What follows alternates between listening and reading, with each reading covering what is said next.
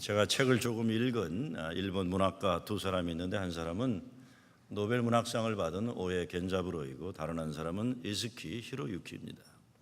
이즈키 히로유키가 쓴 대하의 한 방울이라는 책이 있는데, 그 책을 읽다 보면 참 파란만장한 인생을 사는 사람이구나. 근데 이게 파란만장의 고난의 역사 속에서도 참 깊은 지혜를 터득한 사람이라는 걸 알게 됩니다. 오에 겐자부로는 아주 어려운 장애를 가진 아들 때문에 보통 사람은 감당할 수 없는 아프고 어려운 인생 현실을 살다가 그 안에 담겨져 있는 아름다운 삶의 가능성을 발견하게 됩니다. 특별히 오에 겐자부로는 이 군사화돼가는 아베 정권에 대해서 반대하고 위안부 문제 이런 거로도 한국을 위해서 많이 일한 지식인 중에 한 사람입니다. 그런데 반면에 히로유키는 아픔을 그대로 아프게 드러내어서 사람을 깨어있게 만들고 현실 그대로를 직면하게 하는 탁월함이 있습니다.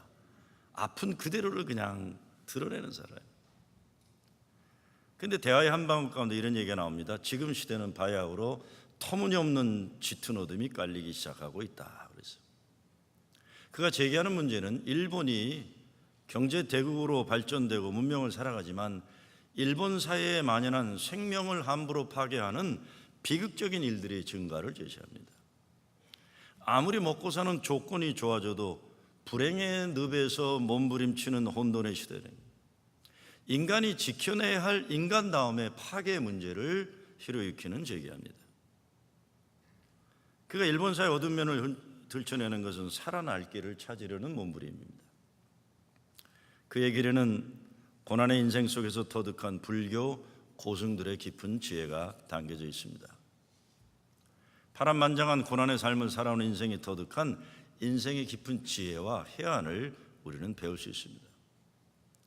근데 아무래도 히로유키의 바닥은 불교의 문화가 깔려있기 때문에 사람이 찾아가기 어려운 진리를 찾아가는 정진의 노력이 있습니다. 저는 조금 더 이런 정진의 노력을 평가하는데 밑으로 평가하고자 하는 건 아닙니다. 근데 우리 예수 믿는 사람들은 자기의 노력으로 도의 경제에 이르려는 종교와는 달리 삶의 문제를 풀어가는 길이 다릅니다. 이렇게 자기의 노력과 자기의 어떤 도 닦는 걸 통해서 하고자 하는 사람, 인격은 고매하고 존경할 것이 많이 있지만 항상 마지막에 있어서 우리들이 가지는 갈라지는 선들이 있습니다. 그건 제가 예수 믿는 사람에게 가지는 편견인지 모르지만 제가 생각한 것은 이분이 예수님 한번 만나면 좋겠다. 이 동네 아저씨라면 아저씨 한번 예수님 만나면 어떨까요? 이런 얘기도 좀 나누고 싶어요.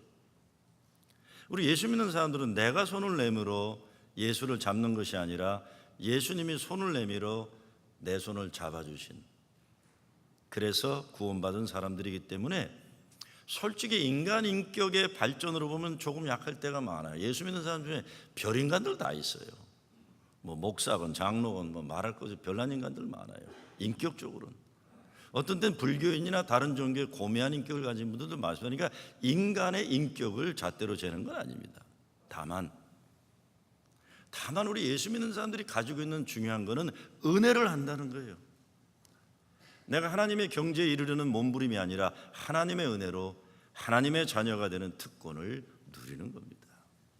그러니까 아까 우리 성가대에서 노예가 천국의 백성으로 신분의 거룩한 변화가 가능합니다. 살아있는 사람들은 모두 목마름이 있는 겁니다. 살아있기 때문에 우리 인생에 감옥이 있고 무덤이 있고 지옥이 있어요. 모두 나름대로의 자유와 해방을 찾는 탈출을 노력합니다. 예수 믿는 사람들은 그 답을 예수님에게서 찾은 사람들이죠. 그러면 어차피 한 번 살다가 갈 인생인데 정말 인생을 진지하게 살기 위해서 예수님은 정말 잘 알아야 하고 믿어야 하고 그렇게 살아야죠. 좀 업그레이드 해야 돼요. 우리가 노래 불러야죠. 예수님이 좋은 걸 어떡합니까? 정말 예수님 때문에 내 감옥문이 확 열리고 무덤이 열려서 하나님 사랑과 은혜의 세계로 나와야 돼요. 삶의 열매가 있어야 됩니다. 어쩌면 히로유키와 같은 사람들이 던지는 그런 깊은 삶의 문제 제기에 대한 답으로 우리 예수쟁이들이 쉽게 예수님이 답이라고 하는 것 자존심 상하고 기쁜 나쁜 일일 수 있습니다. 그러나 정말 목마른 사람들에게 우리가 할 수 있는 것은 내가 잘나서가 아니라 예수님 때문에 예수 믿으세요 말할 수 있어야 됩니다. 내가 마신 생명수가 있기 때문에 그 물을 어디서 마실 수 있는지 소개시킬 수 있어야 돼요. 물론 예수 믿는다고 삶의 아픔과 고민이 다 없어진 건 아닙니다. 그런데 세상이 어둡고 아픈 일이 많을수록 우리 예수 믿는 사람들이 예수님이 세상의 소망이고 생명이라는 믿음의 확신을 가지고 우리를 구원하신 예수님을 자신 있게 증거해야 한다는 겁니다. 오늘 예수님 만나러 와가지고 계속 질문 던지는 이 인간들이 누굽니까? 오병이어 기적을 보고 따라온 사람들입니다.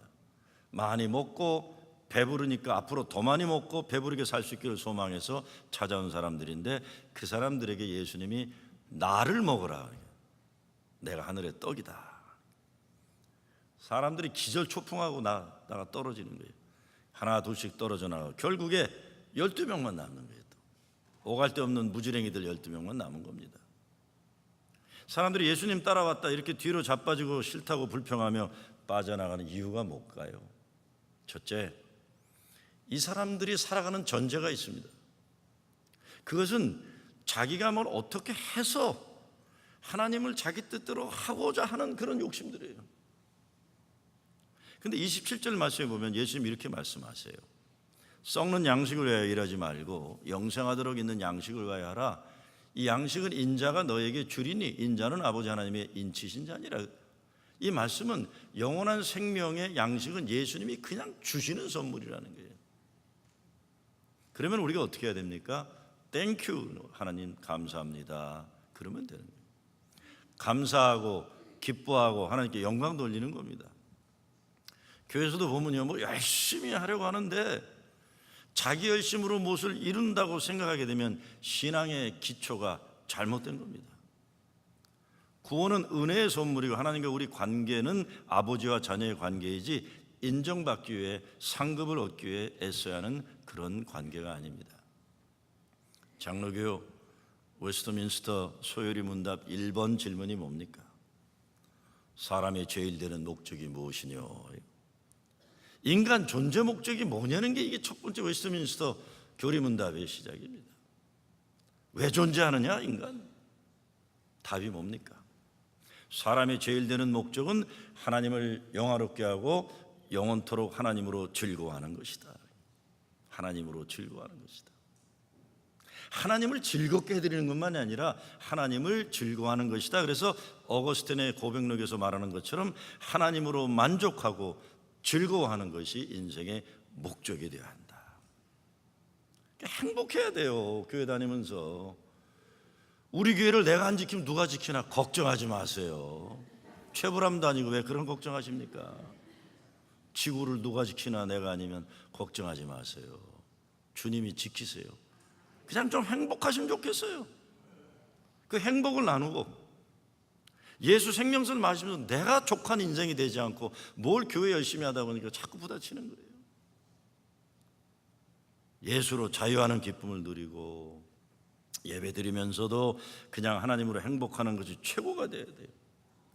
내가 뭘 잘해서 하나님 기쁘게 해드려야 한다는 사람의 노력 내려놓고 하나님으로 만족할 줄 알아야 하는 겁니다.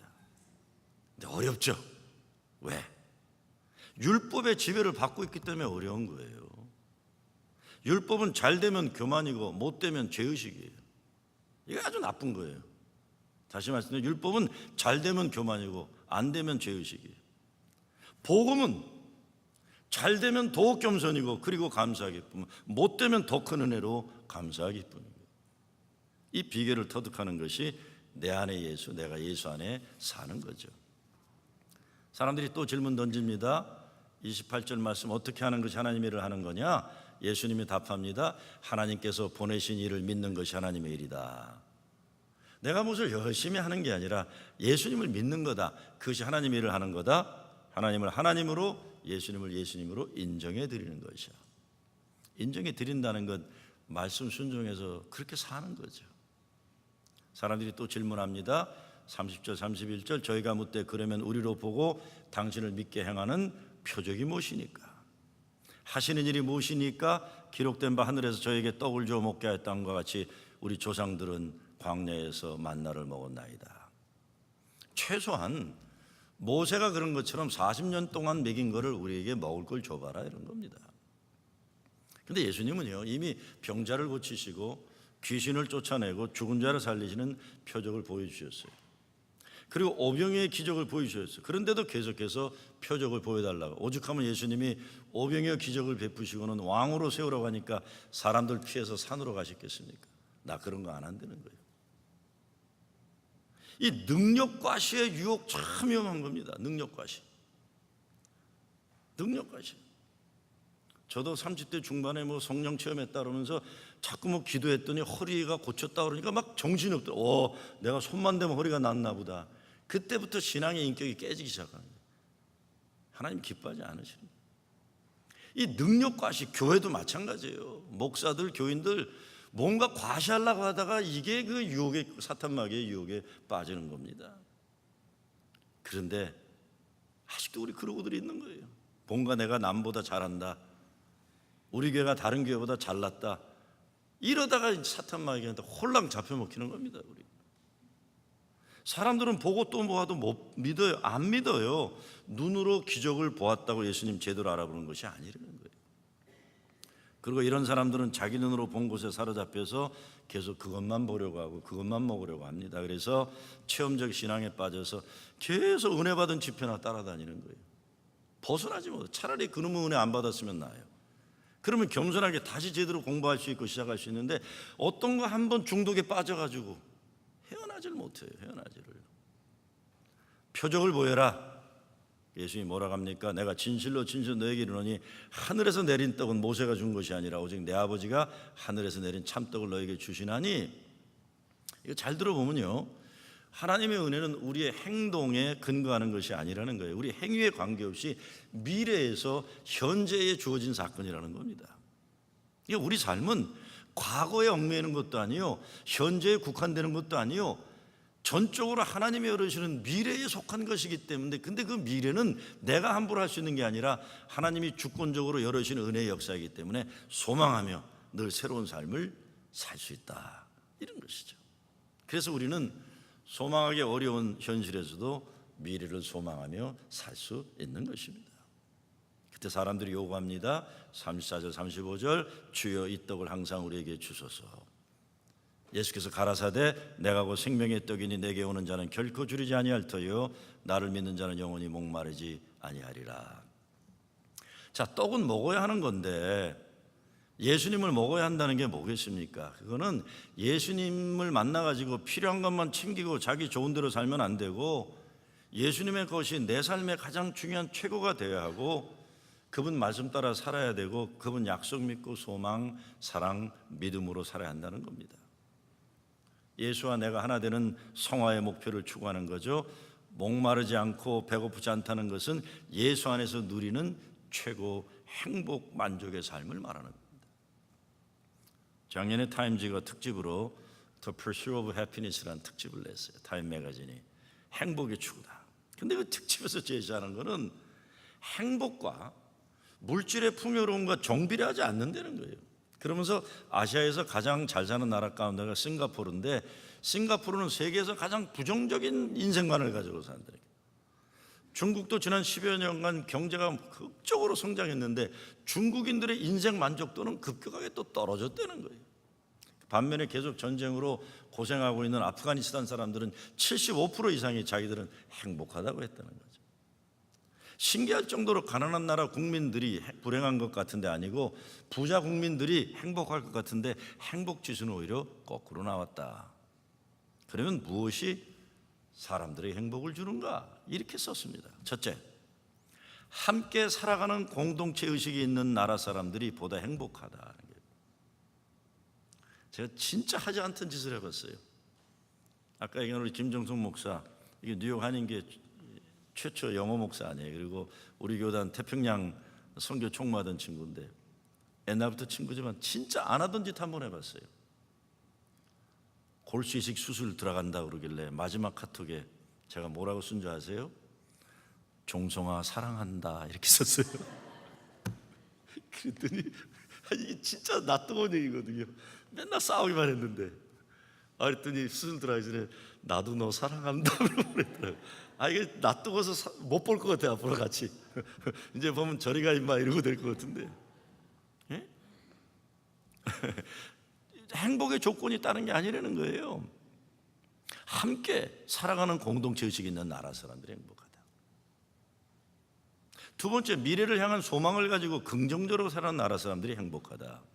오늘보다 내일이 좋을 것이라고 믿고 산다. 그러니까 우리 예수 믿는 사람들은 아까 성가대가 찬송하고 마찬가지입니다. 천국의 소망이 있는 사람 얼마나 행복해야 돼요. No matter what happens in our life, 우리는 무조건 행복하다. 왜? 천국의 소망이 있고 하나님이 우리 아버지 되시고 예수님이 내 구세주이시니. 너무 재미난 건 미국 사람들 행복도를 조사했는데 집을 가진 사람들이 아파트에 사는 사람보다 행복지수가 낮았어요. 집을 가진 사람들이 아파트 사는 사람보다 몸무게가 높았어요. 스트레스 레벨이 높았어요. 나는 이해가 안 가요. 왜 그런 건지. 참 신기한 거예요. 자, 어떻게 행복할 수 있습니까? 감사와 기쁨은 마음이고 믿음이에요.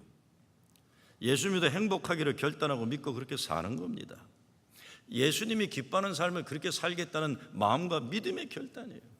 지난 목요일 또 금요일 우리 교회 중고등부 학생들이 보스턴 대학 탐방을 갔어요. 그래서 첫 도착한 것이 MIT예요. MIT 얼마나 세계 최고 대학입니까?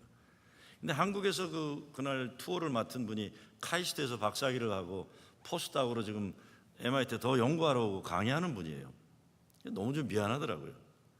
우리 코올리게 우리 학생들을 정성스럽게 1시간 반 학교를 구경시킨 다음에 저한테 부탁을 해요.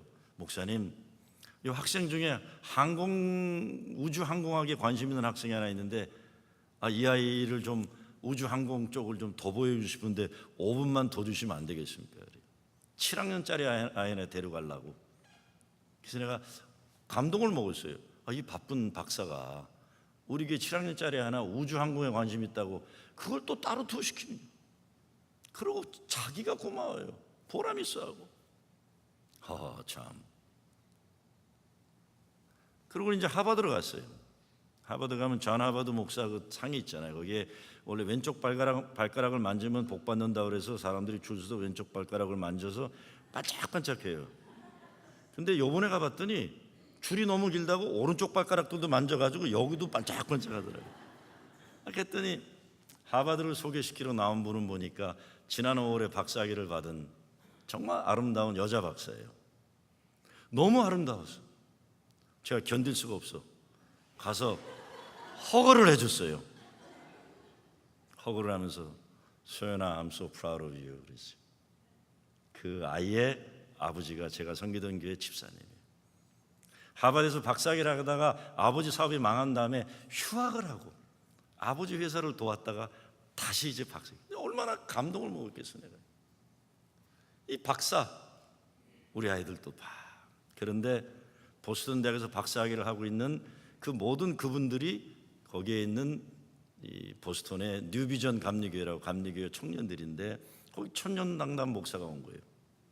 이 사람도 박사학위 마무리하는데 제가 그랬어요. 야, 고 목사 공부하지 뭐로 왔니? 목사님 어제 밤까지 내야 되는 과제를 마치고 목사님 아이들 온다 그래서 지금 나왔습니다.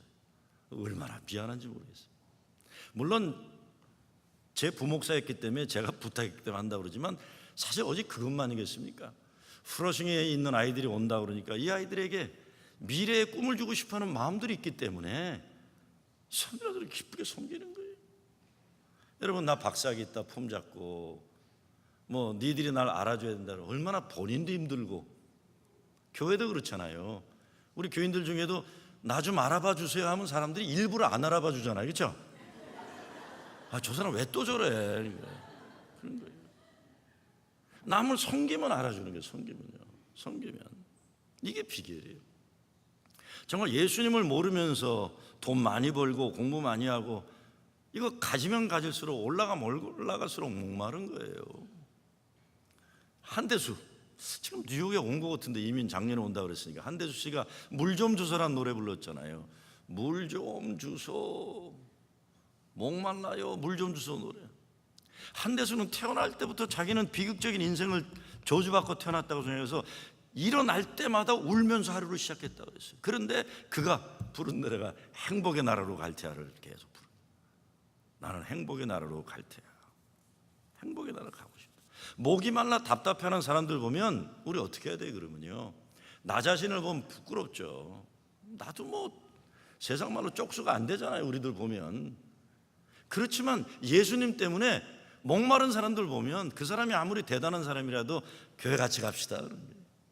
예수님 만납시다 그런 거예요. 이게 예수 믿는 사람들의 모시예요. 자기 자신은 별 볼이 없는 것 같아도 거기에 비굴 하지 않고 당당하게 예수로 행복하게 사는 거예요. 이 행복을 나눠주는 거예요. 한국교회 보면 옛날 6.25 전쟁 끝나고 사람들이 교회 찾아와서 위로도 받고 하나님 의지해서 견뎌내게 했어요.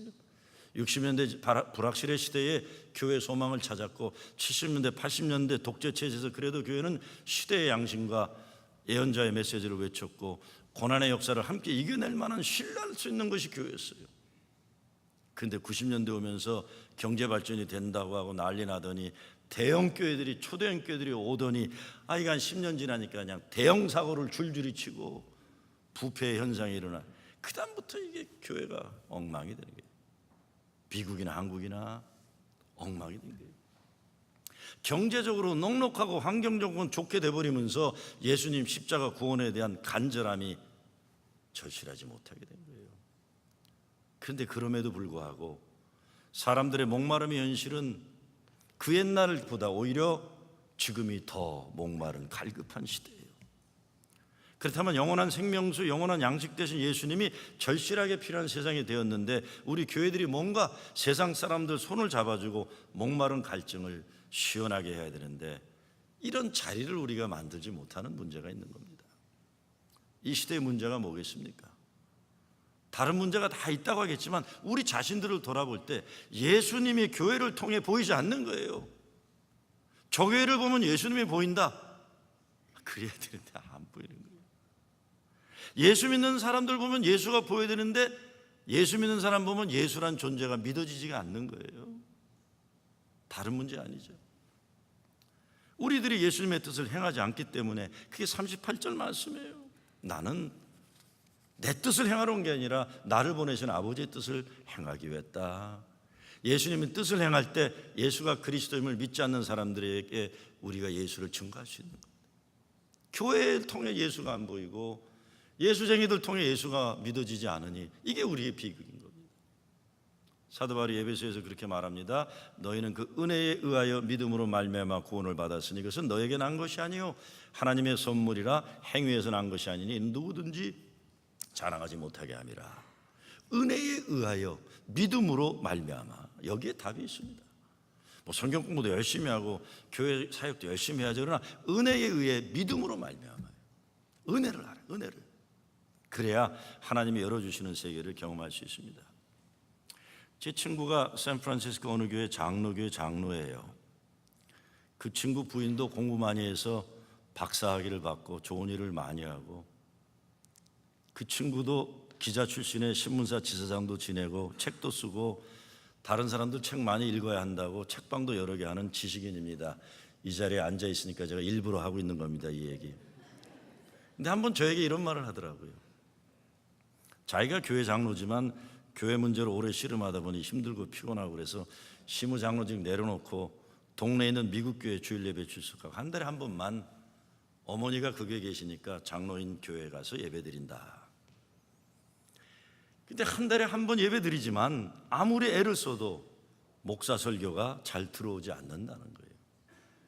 미국 교회 영어 설교는 잘 들어오는데 모국어인 한국말 설교인데 뭔 소리인지 잘 안 들어오고 재미없는 설교하려면 짧게나 하든지 뭐 그렇다는 거예요. 그래서 제가 그건 네가 교만한 장로니까 그래 그랬어요. 그랬더니 그래 교만한 건 내 문제인데 니네 목사들 좀 말되는 설교를 해라 그러더라고요. 교인들 예배 시간 고문하려는 목적이 아니라면 목사들 좀 그러면 안 되는 거 아니냐. 그 말에 내 할 말이 없더라고요. 장로가 교만한 건 장로들 문제고, 목사 문제는 또 목사 문제예요. 이거예요. 목사 문제예요. 자, 그런데 문제는 어머니예요. 어머니는 어느 목사가 어떤 설교를 해도 항상 완전히 감동에 또 감동을 받으신다는 거예요. 하나도 재미없어도 아멘 할렐루야가 넘치시는 거고, 난리래요, 난리. 은혜 때문에.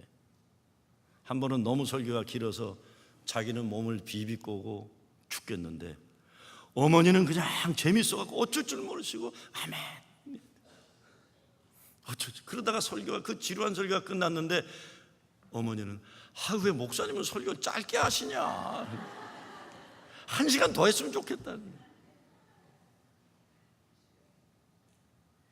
참. 응? 은혜가 아니면, 은혜 아니면 알 수 없는, 배운 장로는 은혜를 못 받는데 못 배운 권사님은 은혜를 받으시는 거예요. 저도 남의 설교 은혜 절대 못 받아요. 저도 내 설교 듣다가도 좋은데 텔레비에서요. 아이고, 생각해 봐야 돼요, 우리요. 은혜 아니면. 39절 40절 넘어갑니다. 나를 보내신 이의 뜻은 내게 주신 자 중에 내가 하나도 잃어버리지 아니하고 마지막 날에 다시 살리는 거다. 이게 목적이에요. 다시 살리는 목적. 전도의 사명이에요. 저와 여러분이 죽을 마지막 호흡을 마칠 때 우리가 하나님께 내놓을 수 있는 게 전도의 사명이에요. 우리가 고민해야 하는 게 있어요.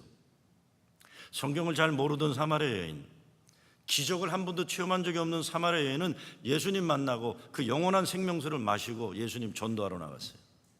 근데 성경을 잘 아는 바리새인들 다들, 하나님이 살려주시고 구원한 기적을 체험한 사람들, 오병이어 기적을 본 이 사람들은 안 믿었어요. 그리고 예수님을 십자가에 못 박으라고 소리질러요. 나중에 왜 기적을 체험하지 않은 사마리아 여인은 예수님을 믿고 영접했는데 큰 기적을 체험한 유대인들은 예수를 배반하고 죽이려 했을까요? 우리가 스스로 질문해야 하는 것은, 나는 정말 무엇으로 만족하고 있으며 또 나는 무엇으로 만족하기를 원하는가, 이거예요.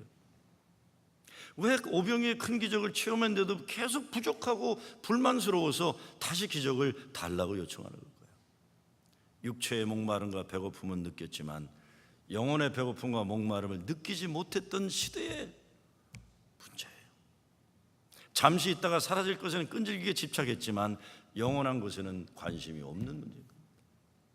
오늘날 우리 예수 믿는 사람들, 교회들이 좀 수준을 좀 높여야 되지 않겠어요? 너무, 사도 바울도 그런 얘기 하잖아요. 더욱 건강하고 더욱 선하고 더욱 아름답고 더욱 의롭고 좀 그렇게 살아라. 이게 어떻게 그냥 바닥에 깔려가지고 헤어나질 못하는 이런 오늘의 이 현실을 이거 어째 살아야 되나? 이게 전도가 안 되는 거예요. 그래서 예수 믿는 사람 보면 그래도 뭔가 숨통이 열리는 것 같고, 저 사람들 보면 선하게 살고 싶은 갈망이 일어나고 정의롭게 살고 싶다는 욕망이 일어나고, 야, 나도 아무리 인생이 어렵게 힘들어도 예수쟁이들처럼 살아보고 싶다. 어떻게 저게 가능할까? 좀 그래야 되는 거 아니냐는 거예요. 예수 살을 먹고 피를 마시는 거다, 예수님 말. 예수 십자가 죽으심이 내 죄를 위한 구원을 위한 죽으심을 믿는 거고, 예수 부활이 나의 영원한 삶 최우승님을 믿는 거고, 우리 대속하기 위해서 예수께서 죽으신 것을 내 심령에 새기고 살고 그분을 나의 구주로 영접하니까 세상 천하 아무도 두렵지 않고 죄의 대속함을 믿어서 예수의 피를 마시고 이제 내가 죄에서 죽고 예수 그분으로 다시 사는 이 새 생명의 기쁨. 뭔가 좀 달라야 되는 거 아니냐. 도대체 우리는 무슨 관심을 가지고 사느냐는 거예요. 우리 교회는 무슨 관심으로 집중되어 있느냐는 거예요. 예수님이 생명의 떡이라고 나를 먹으라 하니까 불평하고 다 나가는 거예요. 나 그런 거 안 먹겠다. 이번 주 인터넷에 보니까 예일에서 종교철학하고 하버드에서 공부했던 미국인 현각 스님이 20년간 한국 조계종에 몸담고 있다가 한국 불교 너무 기복신앙에 쪄들었고 부패했다고 한국을 떠나겠다. 그랬더니 한국 기독교인들이 댓글을 많이 달아서 불교 부패했고 불교 썩었고. 여러분, 썩으면 기독교가 더 썩었지 불교가 썩었습니까? 그러지들 마세요. 스님들은 절대 다수가 혼자 살아요. 세습 안 하고 재산 자식들에게 남겨줄 게 없어요. 파괴성들이나 그런 거지. 기독교는 이게 불교 욕할 때가 아니라는 거예요. 오늘 그 성경에 나와서 예수님께 이게 자꾸 이러는 인간들이 그 부패한 거를 좋아하는 인간들인 거예요. 자신들이 좋아하는 걸 예수님이 주지 않으니까 많은 무리들이 더 이상 따르지 않아요. 12명만 남아요. 무지랭이들. 그때 너희도 떠나려느냐? 그때 베드로가 뭐라고 합니까? 영생의 말씀이 계시는데 우리가 어디로 가겠습니까? 베드로는 믿음의 결단이 있는 겁니다. 우리가 아무리 세상 지식과 학문이 우수하다고 해도 우리 이성만 가지고는 절대로 예수가 누군지 볼 수가 없습니다. 믿음으로 믿어야 돼요.